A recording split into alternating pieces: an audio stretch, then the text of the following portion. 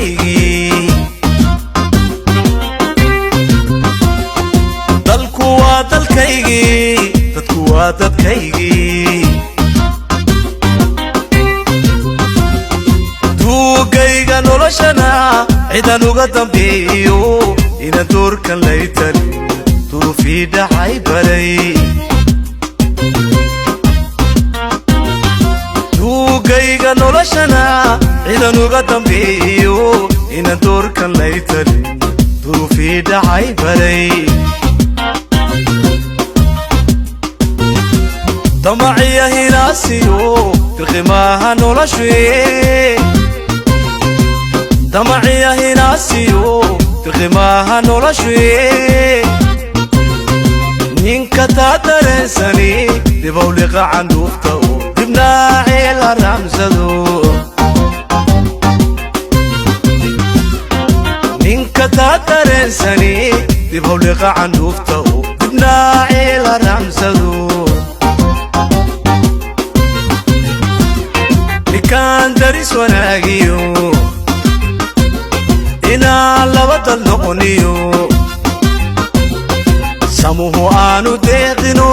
waxba hay dardaar wari taniba way ku yeelsiin nikaan daris wanaagiyo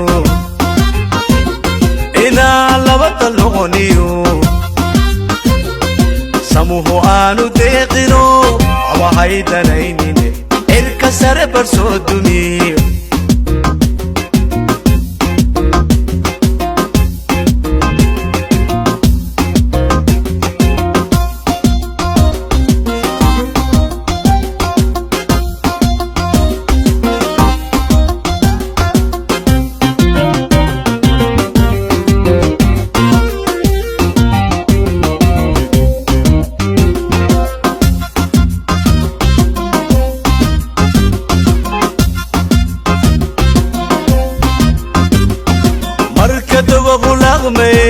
sida daawo shilma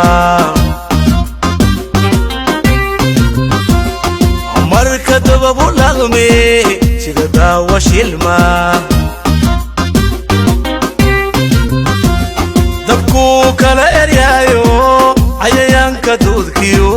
dacalada ka saaran dhinacyada ka taataan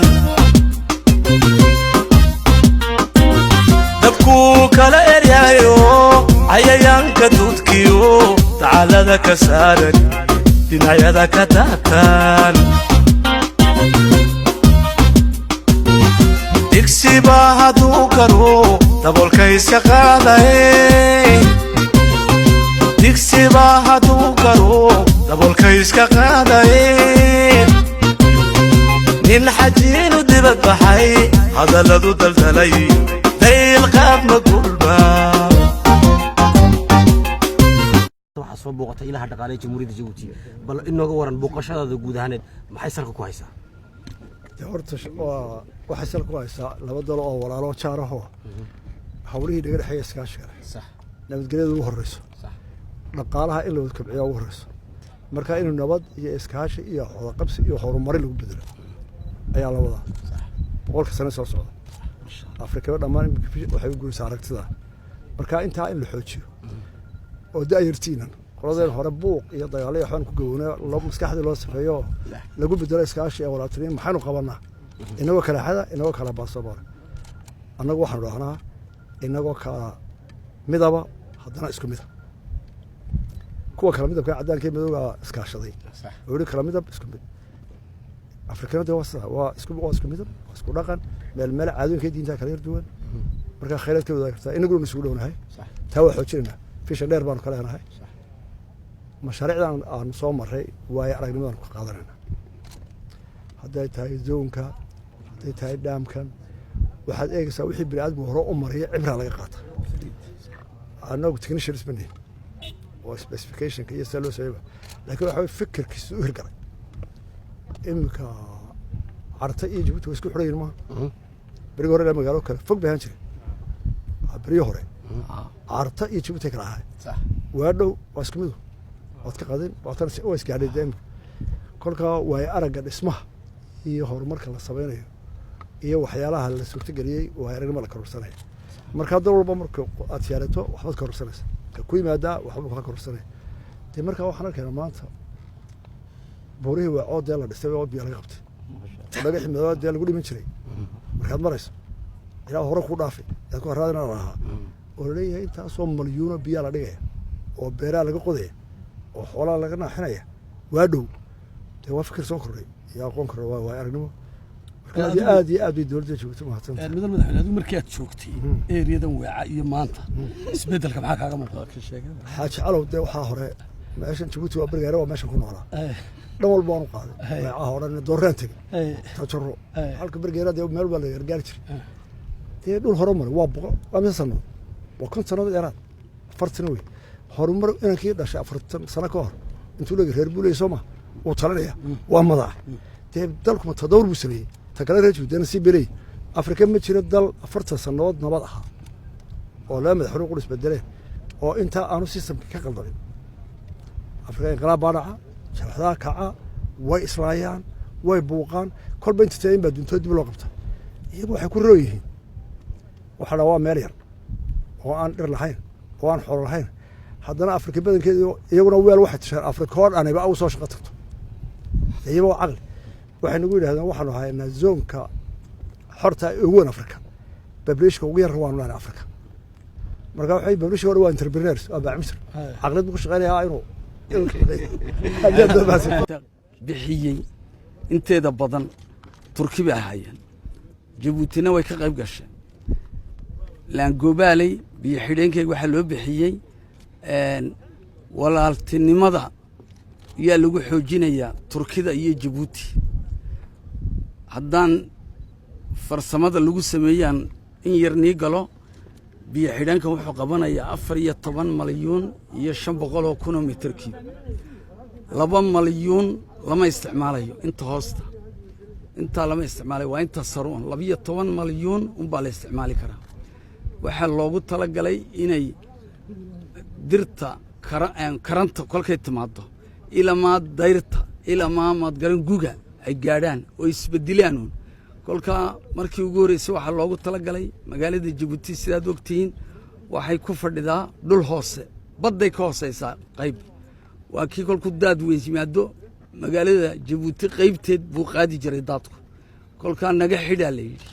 taasaa loogu talagalay hordhicii ugu horeeyay waxa lagu beeriyay biyahana laga faa'iideysto waraabis maaha waraabis waa taa dhagaali iyo badda la macaaneeyay oo imaka dhawaan 2020 ka la furi doona biyaha dhagaalena waa ninka iskoog waxa loogu talagalay waraabis beereed timir haday noqoto xawaash haday noqoto iyo munaafacaad kale xoolaha si loogu naaxiyo yaa loogu talagalay kolka waxa loo qaybin doonaa dadka meeshan dega yaa loo qaybinayaa ee ilaahay dhulkan ku beeray reer guraagahay yaa laga dhigayaa xoolo dhaqata beeraley sidoo uu sameeyay waa tan li maxneeyay waxa weeyi haday biyuu ka bataan 14 malyan iyo 500 kun waxa loo sameeyay halkan iga dambaysa meel ay ka baxaan ay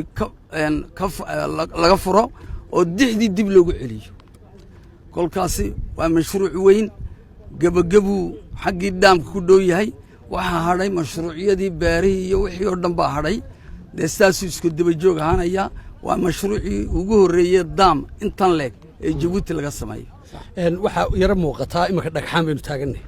dhaamkiina halkan laga sameeyay beeraha laftooda iyo bal kharashka ku baxay dhaamka labadaba nooga war 16 malyan oo dollar yaa ku baxay mashruuca beeruhuna waa gooni oo ayada feasibility study baa lagu jiraa kolka ayaduna waa u baahnaan laakiin noo dhib yaraan kala dad biyo heshid beeraleyda waraabiskiina haduu sameeysid waad u kala qaybinaysaa amuudan caseed ma ka arkaysiin amuud waxba laga beeri kareen waa amuud wax kasta ka bixi karaya ta ugu sii fiican waa tan hoosteeda arkaysiin labeenta leed waxa la yiraahdaa dalool baa la yiraahdo dhexroor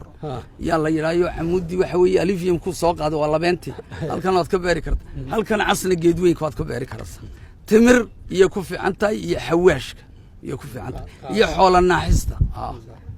marka ila gorma la qorsheynaa mudan wasiir in la furo biyo xidheenkani hawliisi in muddo ay socdeen muddo badan bay socdeen waxaa la filayaa in la furo 2020ka baahida dadka deegaanka ma daboolaya wad malaynaysa markaa baahida halkan dadka dega waxaana lagu haystaa dadku tiradooda yaro annaguna waan ku dagaalanay way badan yihiin baan nidhi oo waxay xoolihii bay soofiyeen oo xaggaaba u kaceen baan nidhi cali sabiix iyo xadka Itoobiya markaa dad biyaha way soo noqonayaan way igu odhan dad baa yar way badan yihiin fadlan subscribe saar si aad u hesho muuqaalo dheeraada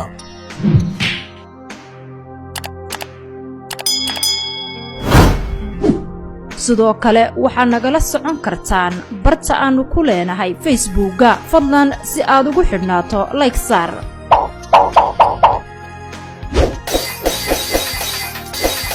bogga Twitter-ka ayaa sidoo kale aad nagala socon kartaan si aad u hesho sawirro iyo muuqaalo dheeraada